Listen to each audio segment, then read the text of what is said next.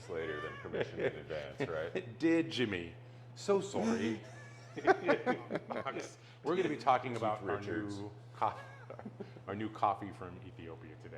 I'm going to put a link in right now for you to run over and take a look at it so you can see that. As promised. Here we are. So this is a washed Ethiopian coffee from a washing station or collection station called Chelbesa. It's a Yirgacheffe, which is in the Gideo zone. Yirgacheffe. We've had these coffees before. Sure, you could pull up the map. But anyway, just a lot of the comments that we tossed back and forth when we were doing our cupping assessment of the coffee definitely matches up well with what we're putting on the labels. A lot of jasmine, that real floral quality, a lot of kind of tropical fruits. You know, I got the dragon fruit, hibiscus on there.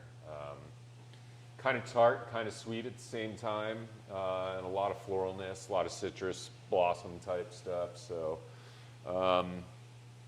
what do you say we get some water on these and start tasting? Does that work? Absolutely. It is something that's just kind of found wild in the forests of Ethiopia.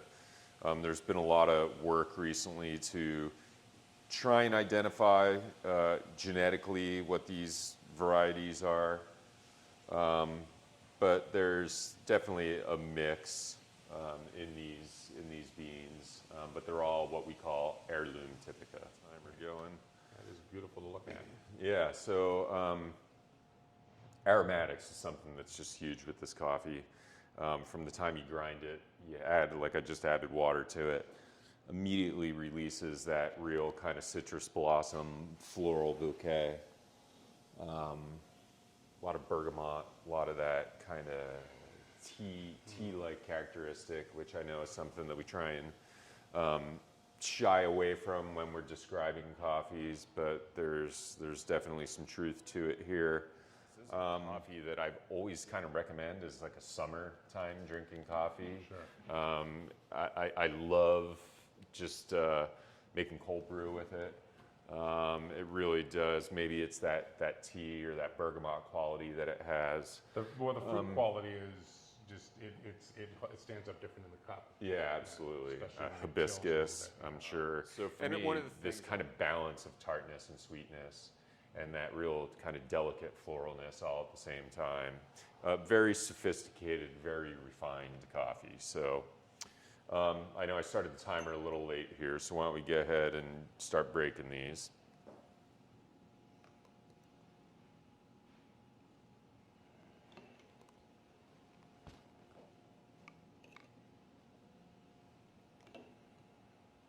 Just real, like I said, refined and sophisticated aromatics.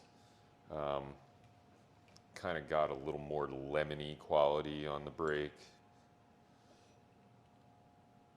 But this coffee in particular, this Chelbesa, this year, really does have more of those kind of delicate red fruit qualities to me. What would we attribute that to when you have a coffee that shows up year over year and the fruit seems developed in that way? I think it's probably quite a few. Obviously, we're dealing with an agricultural product, so things change from year to year. I think specifically for this coffee, that variety, the varietal influence of which coffees were delivered to the station has a huge impact. I think from a processing standpoint, the processing's been consistent year to year, so I don't know that that's a huge factor. But I think it is just the nature of nature and the microclimate that occurred in the growing area for this coffee over the course of this past year. You have to sit with Bob. I know that I really impressed Bob when I first sat with him at our first meeting 7 years ago when I talked about how much I love natural processed coffees, and then there was a long, awkward silence at the table. So, but you see we've worked it out. It's all right. They're wonderful. Okay. So I think we're probably close to time here. Enjoy. Have at it. We've talked about what we expect to taste. Mouthfeel, really become more prevalent. It gets kind of syrupy and sweet and almost more that liqueur quality. I think peach, peach was thrown around when we did the exchange cupping, and I think that's something for sure that will come out as the coffee cools down. Well, I know. Exciting to watch us slurp coffee. Why are we slurping, you might ask? Great question.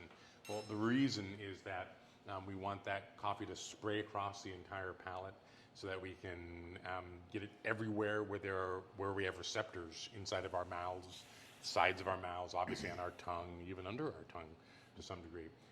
And we also want to kind of push that olfactory senses, the kind of the aromas that come with that coffee as it moves onto our palate. We want that to move back into the back of the throat where it can continue to affect our olfactory sense, since the olfactory sense is so important in how we judge what we're experiencing with coffee. So that's why we're slurping.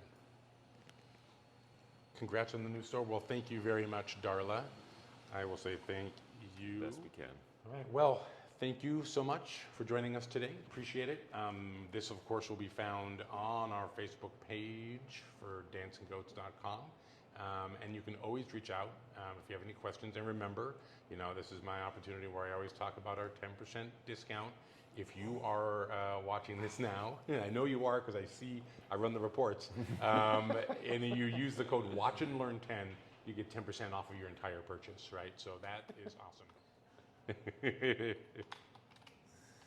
All right, well, thanks everyone, and cheers.